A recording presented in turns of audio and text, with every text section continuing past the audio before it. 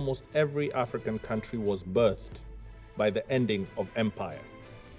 Our borders were not of our own drawing.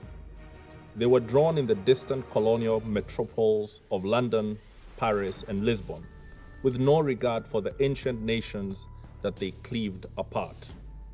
Today, across the border of every single African country live our countrymen with whom we share deep historical, cultural, and linguistic bonds. At independence, had we chosen to pursue states on the basis of ethnic, racial, or religious homogeneity, we would still be waging bloody wars these many decades later. Instead, we agreed that we would settle for the borders that we inherited. But we would still pursue continental political, economic, and legal integration. Rather than form nations that looked ever backwards into history with a dangerous nostalgia, we chose to look forward to a greatness none of our many nations and peoples had ever known. We chose to follow the rules of the Organization of African Unity and the United Nations Charter, not because our borders satisfied us, but because we wanted something greater, forged in peace. We believe that all states formed from empires that have collapsed or retreated have many peoples in them yearning for integration with peoples in neighboring states. This is normal and understandable. After all, who does not want to be joined to their brethren and to make common purpose with them?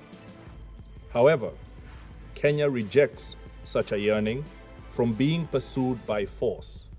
We must complete our recovery from the embers of dead empires in a way that does not plunge us back into new forms of domination and oppression. We rejected irredentism and expansionism on any basis, including racial, ethnic, religious, or cultural factors. We reject it again today. Kenya registers its strong concern and opposition to the recognition of Donetsk and Luhansk as independent states. We further strongly condemn the trend in the last few decades of powerful states, including members of this Security Council, breaching international law with little regard. Multilateralism lies on its deathbed tonight. It has been assaulted today as it has been by other powerful states in the recent past. We call on all members to rally behind the Secretary General in asking him to rally us all to the standard that defends multilateralism.